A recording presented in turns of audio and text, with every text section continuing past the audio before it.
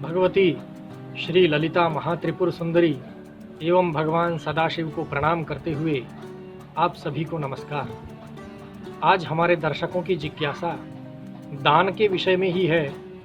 हमारे बहुत से दर्शक यह जानना चाहते हैं कि दान में कौन सी वस्तुएं देनी चाहिए, कौन सी वस्तुएं नहीं देनी चाहिए, दान करते समय किन बातों का ध्यान रखना चाहिए, किस अवस्था में दान देना चाहिए और दान देते समय क्या नहीं करना चाहिए। प्रिय दर्शकों, अपने ज्ञान एवं सामर्थ्य के अनुसार हम आपकी इस जिज्ञासा को शांत करने का प्रयास करेंगे।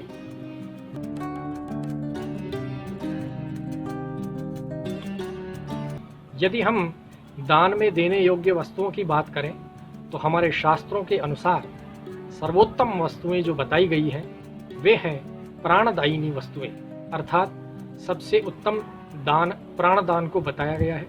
यदि किसी भी प्रकार से हो सके तो हमें प्रयास करना चाहिए हम किसी ऐसे व्यक्ति के प्राण बचाएं जिसके प्राण संकट में हो। इसके साथ ही गोदान, भूमि दान और घर का दान, गृह का दान सर्वोत्तम माना गया है। इसके बाद मध्यम दान की श्रेणी में जो वस्तुएं आती हैं वे ऐसी वस्तुएं हैं जो कि हमारे जीवन यापन में सहायक होती हैं, जैसे कि जल, अन्न, वस्त्र इत्यादि। और इसके बाद जिन चीज़ों का दान बताया गया है वे वस्तुएं हमारे जीवन में उपयोगी अन्य वस्तुएं हैं, जैसे कि जूता, छाता, आभूषण, स्वर्ण इत्यादि इत्यादि। इनके साथ ही गोदान और विद्यादान को भी सर्वश्रेष्ठ बताया गया है। दान करते समय जिन बातों का ध्यान रखना चाहिए, ऐसे बहुत से नियम हैं जो कि हमारे शास्त्रों के द्वारा बताए गए हैं, किंतु हम इनमें से बहुत अत्यावश्यक नियमों का आज आपको यहाँ वर्णन करेंगे। इनके बारे में हमें हमेशा ध्यान रखना चाहिए। दान करते समय इन सभी बिंदुओं पर हमारा ध्यान होना चाहिए। दान करते समय हमारे मन में सदैव दान ग्रहीता के प्रति, दान ग्रहण करने वाले व्यक्ति के प्रति श्रद्धा एवं सम्मान का भाव होना चाहिए। उसे हमें ईश्वर के अंश के रूप में मानना चाहिए और दान की वस्तु के लिए हमें यह भाव रखना चाहिए कि यह वस्तु दान ग्रहण करने वाले व्यक्ति की ही थी, कुछ समय के लिए हमारे पास थी और आज पुनः उन्हीं के पास जा रही है। त्वदीयम वस्तु गोविंद तुभ्यमेव समर्पये, अर्थात हे प्रभु, यह वस्तु आप ही की थी और आप ही को अर्पण है, ऐसे भाव रखते हुए दान करना चाहिए। प्रिय दर्शकों, मत्स्य पुराण में कहा गया है, यदा वा जायते वित्तम चित्तम श्रद्धा समन्वितम तदैव दान कालः स्यात् यतो नित्यम ही जीवितम, अर्थात हमारा यह जीवन नित्य नहीं है, अनित्य है, अनिश्चय है।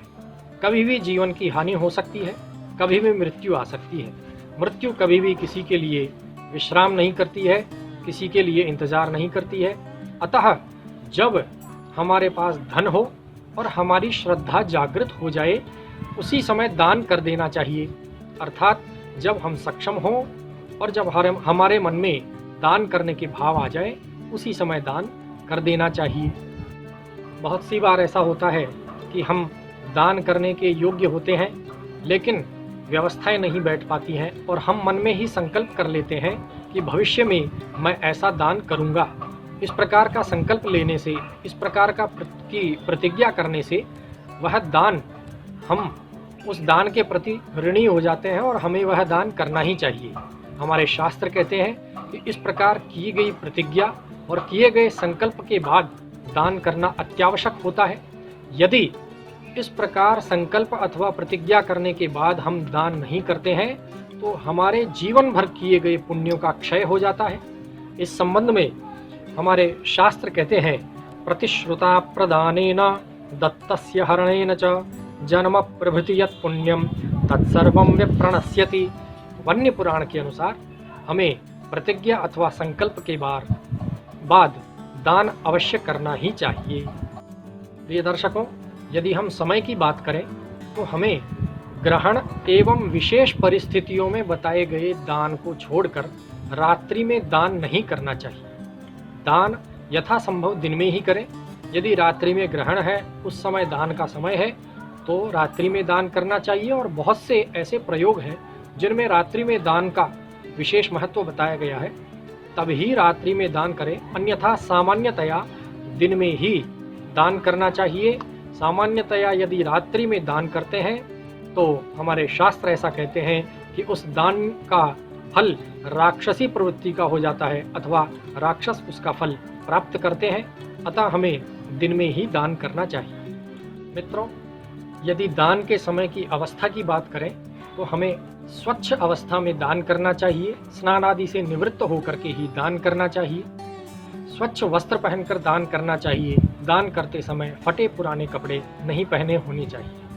गीले वस्त्र पहनकर कभी भी दान नहीं करना चाहिए। इसके साथ ही मुख्य बिंदु जो ध्यातव्य है, हमेशा ध्यान रखने योग्य है, वह यह है कि दान करने वाले व्यक्ति का मुख दान करते समय सदैव पूर्व की ओर होना चाहिए और दान ग्रहण करने वाले व्यक्ति का मुख दान ग्रहण करते समय उत्तर की ओर होना चाहिए। इस प्रकार से किया गया दान पुण्यप्रद होता है, पूर्ण रूप से पुण्य फल देने वाला होता है। इसके साथ में ही कुछ और भी बिंदुएं हैं और उनमें मुख्य विषय यह है कि दान करने के बाद अथवा पहले कभी भी इस दान का प्रचार नहीं करना चाहिए।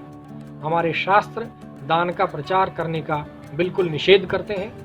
हम और हमारे पूर्वज सदैव से यह कहते आए हैं, जानते आए हैं कि दान इस प्रकार करना चाहिए। यदि दाहिने हाथ से दान कर रहे हैं तो बाएं हाथ को भी यह मालूम न चले कि दान किया गया है। इस प्रकार से दान सदैव यथासंभव गुप्त रहना चाहिए।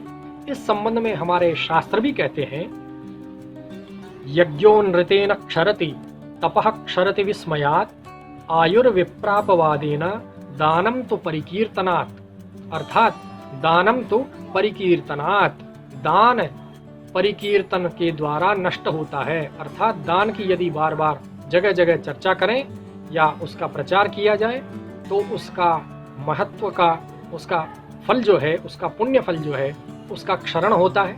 अर्थात दान का फल नहीं मिलता है। इस प्रकार से इन विशेष बिंदुओं पर ध्यान रखते हुए अपने जीवन में दान करके, दूसरों की सहायता करके आप अपने जीवन को सफल बनाएंगे।